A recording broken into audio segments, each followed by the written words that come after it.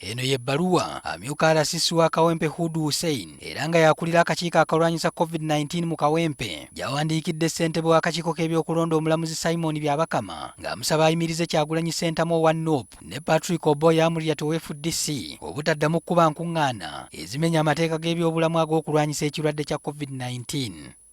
Mu kiti kye ng'akulira ebyokwerinda mu divisioni y'e Kawempe, Hood ategeezezza nti si wakukkiriza Robert Kyagulanyi owa National Unity Platform ne Oboy Amuriat owa FDC okukubayo enkuŋŋaana. Naye bannabyabufuzi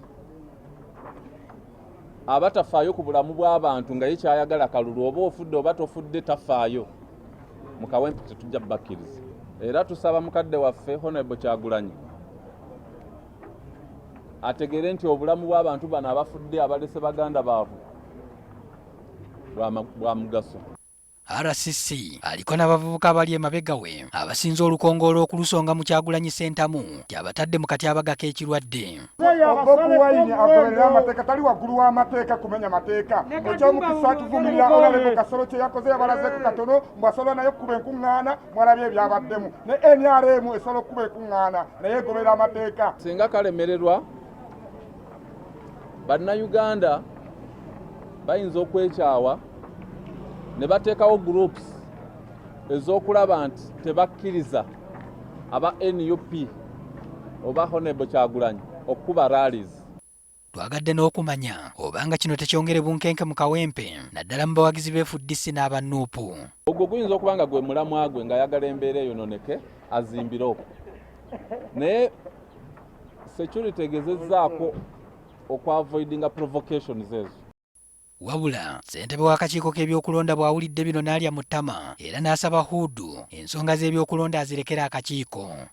Nange nja kumuddamu kusinziira ku mateeka ate na pulogulamu eriwo bakawaafu bwe aliwo naye nvadde mu bw'amagezi nti aleme kweyingiza mu bintu ebikwata ku kulonda kubanga mu mateeka omulimu gwe kwe kukulira akakiiko ky'ekitundu ak'ebyokwerinda oba kyetwandiyise security committee. Ate olwaleero akwatidde FDC bendera Patrick Amuriat abadde alina okusisinkana akakiiko k'ebyokulonda ku nsonga z'okunyoomoola ebiragiro by'ebyobulamu mu kuwenja akalulu.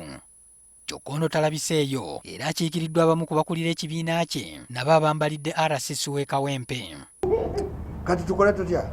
If it's unlawful order. Is it a lawful order? If it's unlawful, we shall disobey it. Bano n'akakiiko batangaazizza ku bye batuuseeko mu lusisinkana. Mwami Museveni ne bya Mukama bandisoose ne batubuulira masiki ze twabawa ssente ziriwa soke tukwate abantu abatalina ki nabo mukwate ba presidential candidates. Ensonga zimu za candidate wano zazenga tutegeeza nga omukono gw'amaanyi ab'ebitongole by'okwerinda gwe bakozesa okutaataaganya kampeyini zaabwe. Enkya tujja kubeerayo na miti wano kakiiko k'ebyokulonda tusobole okuyita mu nsonga zino ezizze nga zoogerwako mu mawulire ebintu ebibadde biragwa. Patrick Amuriat, NTV Akawungeezi.